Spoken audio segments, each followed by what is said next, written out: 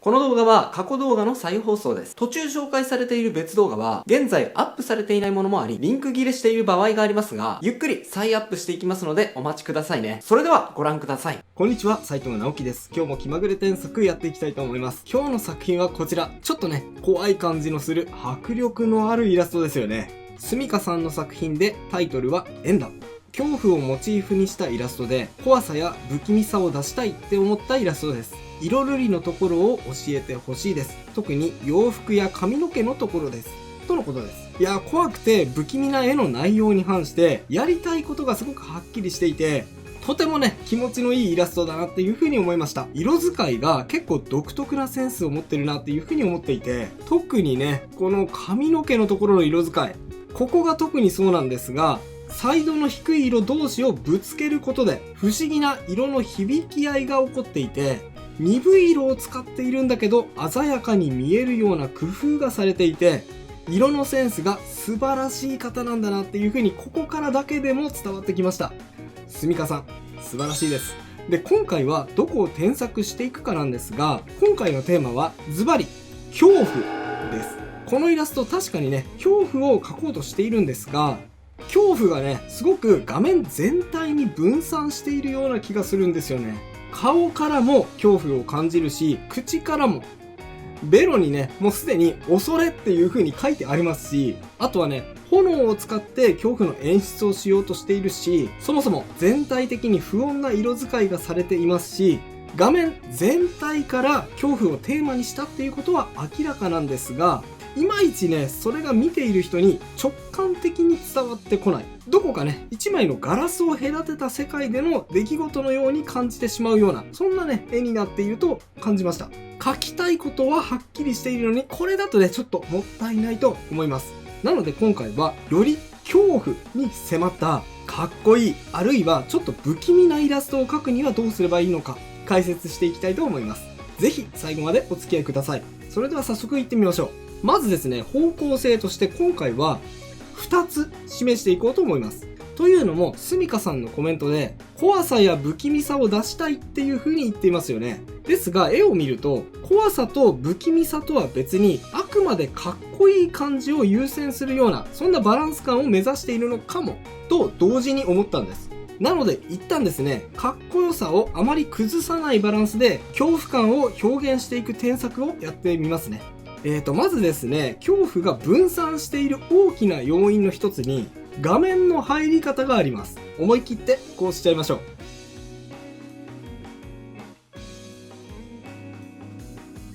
はい、もうね、ドアップにしちゃいましょう。いや、だってアップにする前のこの辺の部分ね、ここは特に恐怖成分って含まれてないでしょ。いらない空間が多ければ多いほど表現したい感覚は分散してしまいますから、不必要な部分を思い切って削っていくのも非常に重要なポイントです。でね、引きで見た時はあんまり気にならなかったんですが、ちょっと目線がね、右下の方を見てしまっているように感じますので、これがね、ちょっとインパクトを弱めているような気がします。目の位置を調整していきますね。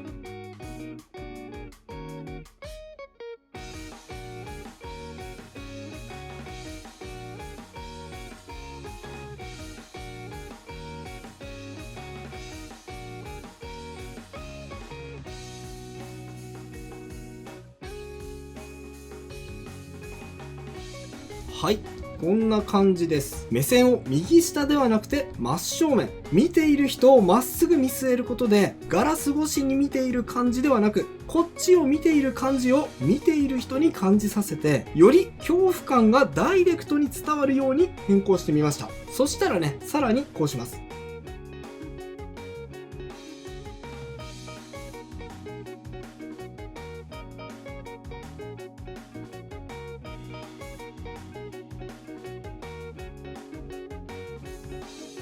はい、アップにしたので黒目がよく見えるようになりましたから、さらに黒目のディティールを必要に書き込んであげましょうね。なんだかこう怖そうな雰囲気が伝わってきましたよね。まだまだいきますよ。次はですね、目全体の書き込みを増やしていきます。こうしちゃいます。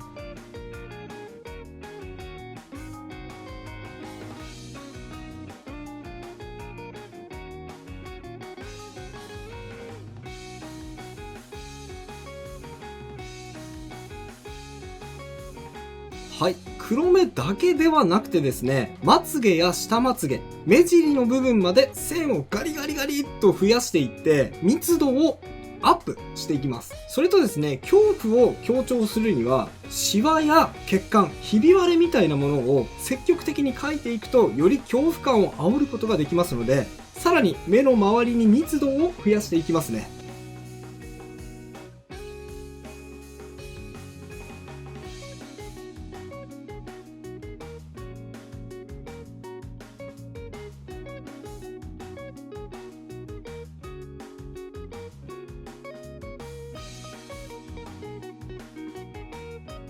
はい、どうでしょう。今ですね、目の周りだけを描いた感じですが、これだけでもすごく雰囲気が増したと思うんですね。もう勘がいい人は気づいたかもしれませんが、恐怖を表現する時の一番のポイント、それは線の本数を増やすことです。単純にですね、線をいっぱい描くと、こんな風にね、いっぱい線を描いていくとですね、恐怖って表現できるんですよ。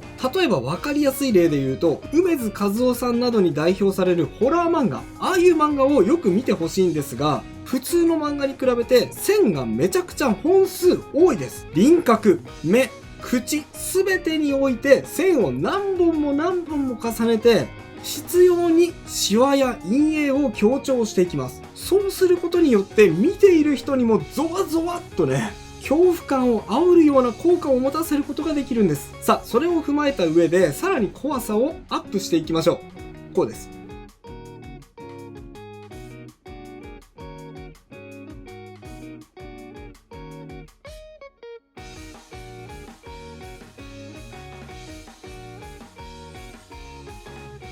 はい、このね、目から下に伸びた赤いラインは血涙なのか傷なのかちょっと迷ったんですが、目が真っ白なのでね、傷かなというふうに思いました。血涙だとね、目が真っ赤になってますよね。なのでこんな感じでね、さらに書き込みを増やして怖い感じをアップしました。あとはね、どこか書き込みが増やせそうな場所見てみると、口もそうですね。特にね、歯の書き込みがまだ淡白な気がしますので、ここを書き込んでみましょう。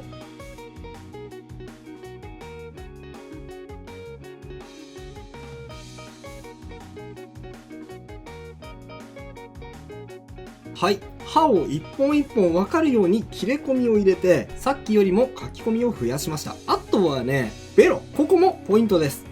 恐れってね、ベロに書いてあるんですが、ちょっとこれだけだといまいち怖い感じがしないんですね。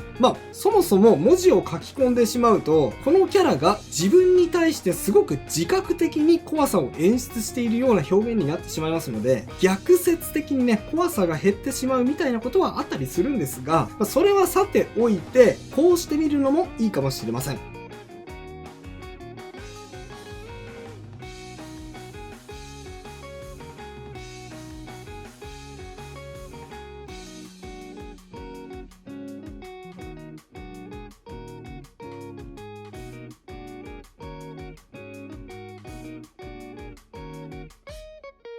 はい、もうね、めちゃめちゃ痛そうなんですが、ベロを何か刃物で切り刻んで、その傷が恐れっていう文字になっているっていう。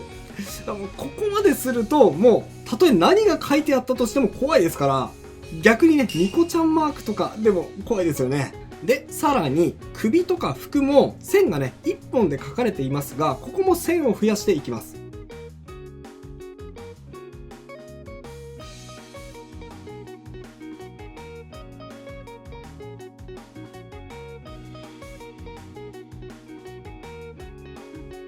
はい、こんな感じ。あとは、これは恐怖を増すときによく使う手法ですが、こうするのもありだと思います。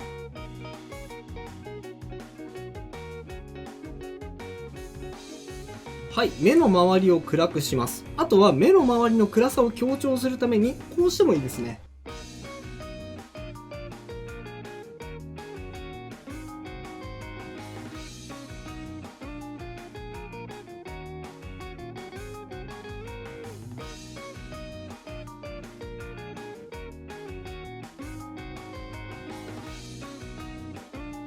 はい、髪の毛をちょっと明るくして目の周りの暗さを強調しました。はい、まずはここまでですね。いかがでしょうか。一番初めの状態と見比べてみるとより恐怖感が強調されて、かつかっこよさも併せ持ったイラストになったと思います。いかがでしょうか。はい。でね、ここからは新たなフェーズです。すみかさんのコメントには、かっこよくしたいっていうコメントは一行も書かれてないんですね、実は。不気味さや怖さを表現したかったっていう風に書いてあるんです。かっこよさっていうのは僕が勝手に解釈したに過ぎません。なので、今添削していった方向性って実は恐怖を表現するにはまだ生ぬるいんですよ。かっこよさをある程度捨てて表現すればもっともっと怖くできるんです。ここからはさらにこのイラストを怖く不気味にするにはどうすればいいのか。さっきの添削が第1段階だとしたら、ここからは第2段階目の添削をしていきたいと思います。まずね、向かって右手。この手なんですが、ちょっとね、力が抜けているようにも感じるので、もっと指をしっかり立てて、力みが入っている感じにしてみます。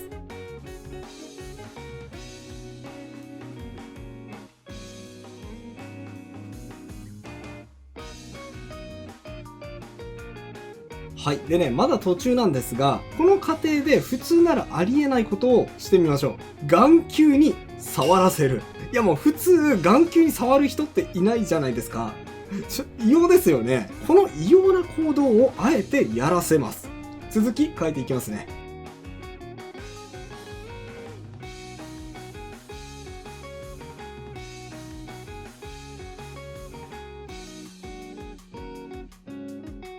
はい、こんな感じ。眼球に触るとかね、普通しませんが、こういう異様なことをさせることで、この人が普通の状態にないっていうことを表現でき、恐怖感をさらに増すことができます。そしてさらに向かって左手も添えてあげましょう。もちろんね、左手も眼球に触らせます。書いていきますね。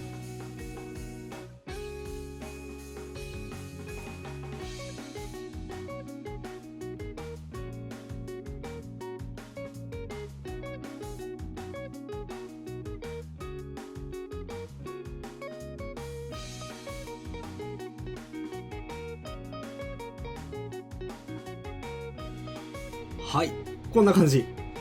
ただね、これだけだとちょっと眼球に優しく触れただけみたいにも見えますので、眼球がもう変形するぐらい強くかきむしってるような、さらに異様な雰囲気を強調するために思い切ってこうしちゃいます。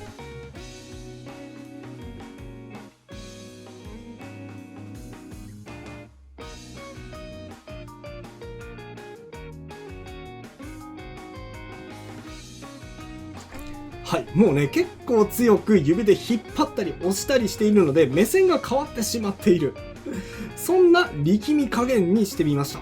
そうなんです。さらに恐怖感を増していく時のポイントはですね、わけわかんなさです。もうね、パッと見、なんでっていう一瞬見ただけじゃ言葉にできないような謎感。わけわかんなさがあると、もうそのわけわかんなさに人は恐怖します。いやだって理解できないもの怖いじゃないですか。第2段階目はですね、今まで言葉で説明できていた絵を言葉ではちょっと説明できない感じにわけわかんなくしていくっていう、普通ね、絵の添削ではやらないようなことをしていきます。覚悟してご覧ください。じゃあね、次はどうするかっていうと、この目の下の傷、これをね、エスカレートさせていきましょうか。こうしちゃいます。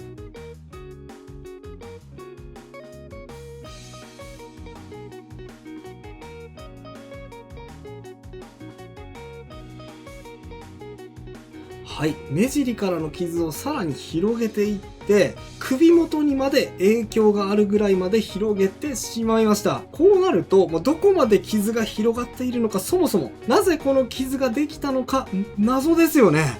はい、そうです。その謎感が恐怖感につながります。さらに、こうですね。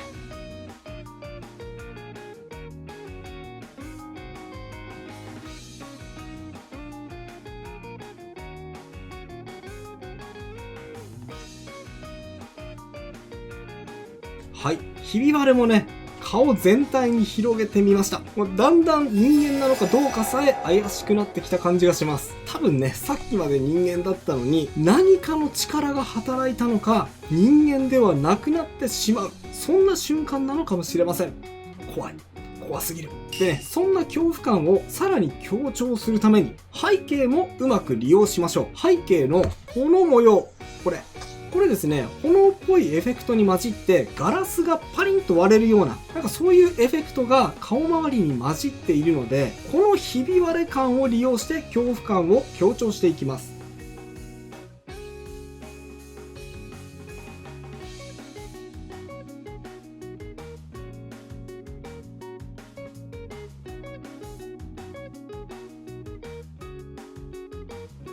はい、こんな感じ。顔のひび割れをこの背景のひび割れエフェクトでも強調することで、このキャラクターの内側で何かが壊れていくような、そんなね、恐怖感を演出することができます。で、さらに極めつけ。もうね、さらにわけわかんなくしてみましょう。こうです。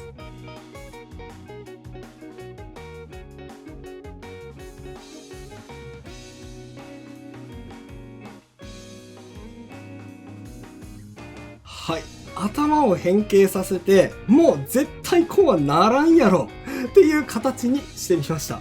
もうね、もうわけわかんないです。なんでこうなったっていう。はい。でももうわかりますよね。そのわけわかんなさが恐怖感につながります。恐怖を表現するということは、一見わけわかんない絵にしていくということ。そうすることで、見ている人の不安感をかき立てて、見た瞬間、怖っと恐怖感、不気味さを感じさせることができます。今回の添削は以上となります。並べて比較していってみましょう。はい。右がビフォー、左がアフターです。こんな風に変化しました。いかがでしょうか？ちょっとね、2段階目はやりすぎちゃったかもしれません。はい。ちょっと反省しています。はい。ということで、今回は2段階の添削をしました。1段階目はかっこよさを残した怖さの表現。こんな風に目、鼻、口のバランスは保持しつつ、線の本数を増やすことによって恐怖感を強調していく方法を紹介しました。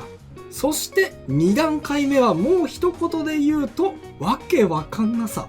さっきまで保持していた人間のバランス感をあえて崩していくことで、見た人を不安にして恐怖感をさらに表現することができると思います。はい、ちょっとね、ここまでやると怖すぎましたね。さあ、今回はちょっと変わった恐怖感をテーマに添削を進めてきました。いかがだったでしょうか？こういうね、ちょっとキャラクターの内面の表現って楽しいんですけど、若干難しさもあったりします。こういう表現がもし面白いと思った方は、こちらの添削も楽しめるかもしれません。気まぐれ添削18ですね。こちらはキャラクターの内面まで考えることで、どのような演出を背景に施せばより効果的な絵になるのか解説した動画です。ぜひ見てみてくださいね。それでは最後にコーナー、気まぐれじゃんけんのコーナーです。いきますよ。準備はいいですか？気まぐれじゃんけんじゃんけんポン。それではまた次回の動画でお会いしましょう。バイバイ。ということで再放送をお届けしました。いかがだったでしょうか？新チャンネルのチャンネル登録と高評価もよろしくお願いします。